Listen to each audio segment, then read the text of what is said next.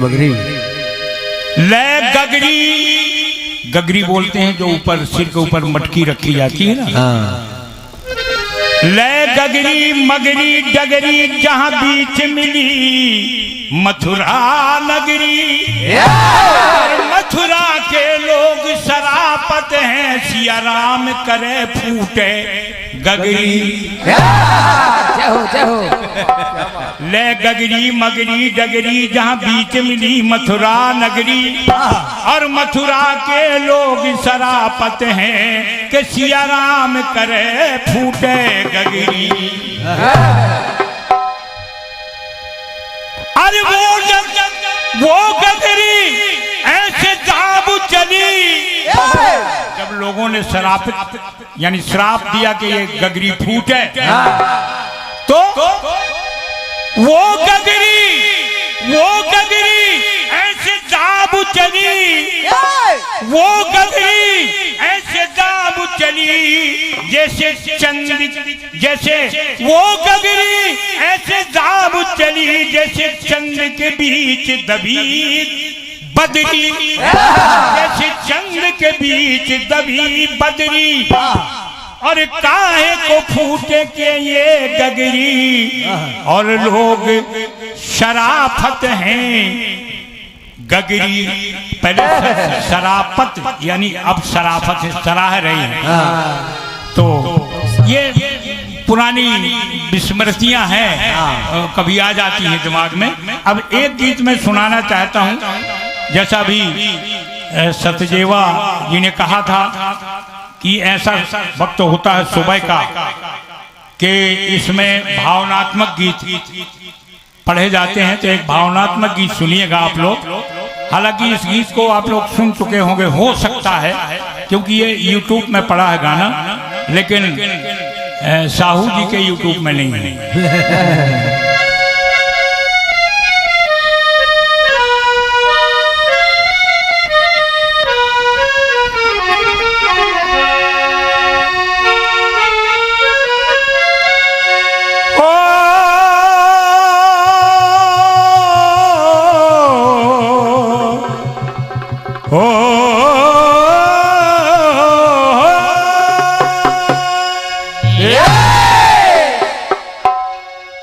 मैंने देखा कि पूरी रात्रि माताएं बहनें बैठी रही यहाँ।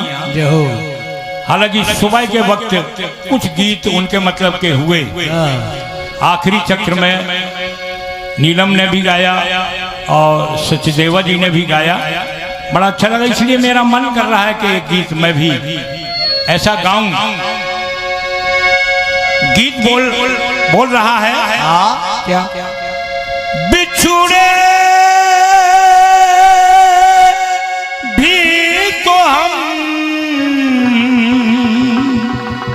बस कल परसों जीऊंगी मैं कैसे इस हाल में बरसों। एक तो पिया मेरे पास नहीं रे।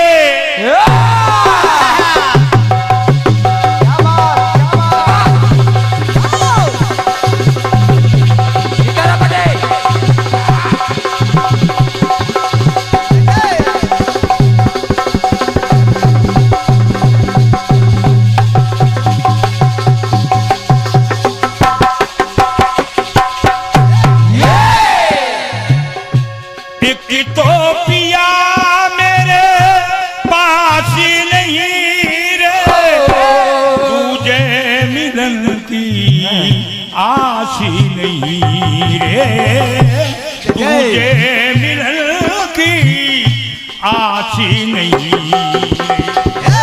मौत न आई तेरी याद जो आई है लंबी जुदाई। 4 दिनों का 4 दिनों का प्यारी और बड़ी लंबी जुदाई, लंबी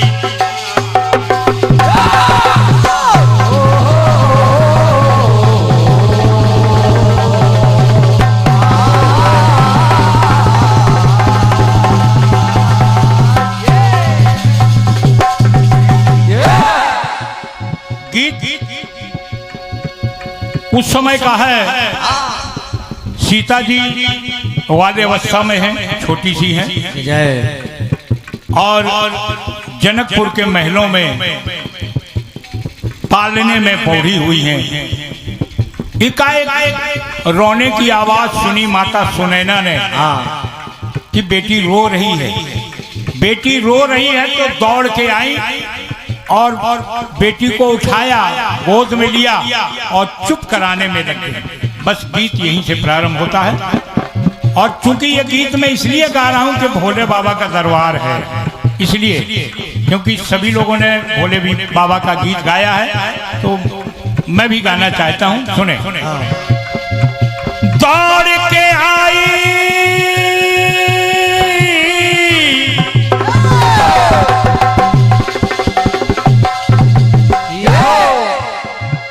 दौड़ के आई बेटी गोदी में उठाई, मगर रुकती ना रुलाई। रोना बंद नहीं हो रहा सीता जी का। माता सुनैना, माता सुनैना बड़ी अरे थपकी लगाई, मगर रुकती ना रुलाई, रुकती ना रुलाई।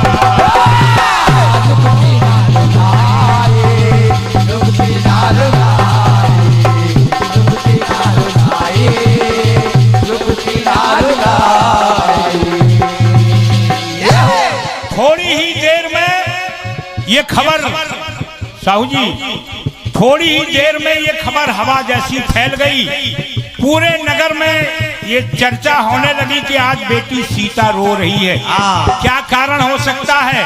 सारे नगर के लोग और महिलाएं इकट्ठे हुए महलों के दरवाजे में। अब तरह तरह की बातें हो रही हैं। कैसी बातें हो रही हैं? कैसे? कोई कुछ कह रहा है, कोई कुछ कह रहा है। अरे कोई कहे कच्ची नींद ना जगी हो,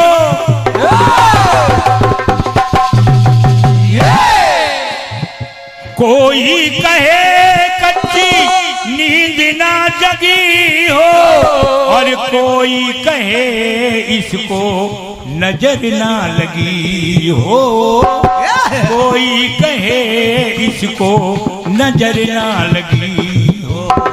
तरह तरह की बातें हो रही। कच्ची नींद ना जग गई हो इसलिए रो रही हो, कोई कह रहा है नजर लग गई होगी इसलिए, कोई कह रहा है कि इसको देखो कहीं हाथ पैर में मोच तो नहीं आ गई। तरह तरह की बातें होने लगी। मगर हुआ क्या? नजरिया उतारे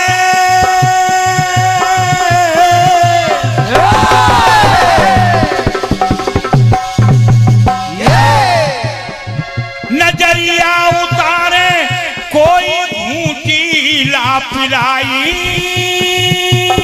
मगर रुकती ना रुलाई। नजर उतारी जाती है छोटे बच्चों की, और पुराने जमाने में वो घुट्टी पिलाई जाती थी। तरह तरह की दवाइयां मिला करके घुट्टी पिलाई, जो सब किया, लेकिन बच्ची का रोना बंद नहीं हुआ। जब बंद नहीं हुआ, ये खबर पहुंची महाराज जनक जी के पास। जनक जी के पास जब ये खबर पहुंची, हुआ क्या? व्याकुल जनक जी बोले, राज दरबार से तत्काल महलों में आए और अपने अनुचरों से बोले। व्याकुल जनक जी बोले, समय ना गमाओ, समय ना गमाओ। अरे जल्दी जाओ, कोई वैद्य ढूंढ करके लाओ। वैद्य कोई ढूंढ करके, वैद्य कोई ढूंढ करके, अरे महलों में लाओ, महलों में लाओ। संयोग देखिए, अनुचर जो उनके नौकर चाकर थे वो तत्काल महलों से बाहर गए, चौराहे में पहुंचे। और जब चौराहे में पहुंचे, तब चौराहे पर है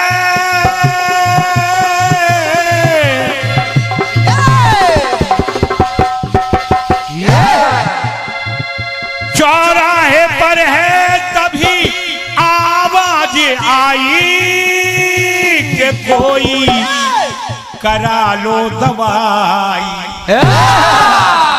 ये संयोग देखिए, चौराहे पर जैसे ही वो नौकर चाकर पहुंचे तो एक आवाज आती है, अरे भाई कोई है रोगी? 36 रोग की दवा करते हैं, 36 रोग की दवा करते हैं। अब जब ये आवाज सुनी तो नौकरों ने कहा, महाराज आप अच्छे मिल गए, हमारे महाराज साहब का आदेश है, हमारी बेटी सीता रो रही है, जल्दी से चलिए आप और उनकी दवाई करिए।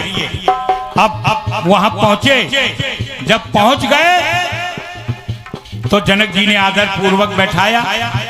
आदर पूर्वक बैठाने के बाद जनक जी ने इतना पूछा कि महाराज कौन सी दवा है आपके पास, बस इतना भर पूछा। अब वैद्य जी और कोई नहीं थे। आपको मैं बता दूं, वैद्य जी स्वयं श्री रामेश्वर धाम के बाबा भोले बाबा ही थे। भोले बाबा ही वैद्य बन करके पहुंचे थे। सोचिए आप कि जब राम का जन्म हुआ भोले बाबा दर्शन करने गए, श्री कृष्ण का जन्म हुआ भोले बाबा दर्शन करने गए, तो सीता जी का दर्शन क्यों नहीं करेंगे? इसलिए उन्हें तो कोई ना कोई बहाना चाहिए, तो लीला है उनकी। उन्होंने लीला करके वहां पहुंचे और जब पहुंचे जनक जी ने पूछा कौन सी दवा है आपके पास, तो भोले बाबा कहने लगे, अरे कौन सी दवा, कौन सी दवा जो मेरे अरे पास नहीं है।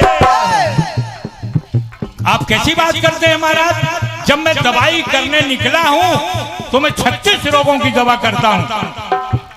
कह दिया जनक जी से कि आप मुझे पहचाने नहीं। भोले बाबा बोले, कौन सी दवा जो मेरे पास नहीं है, अरे ये रोने का रोग कोई खास नहीं है, ये रोने का रोग कोई खास नहीं है।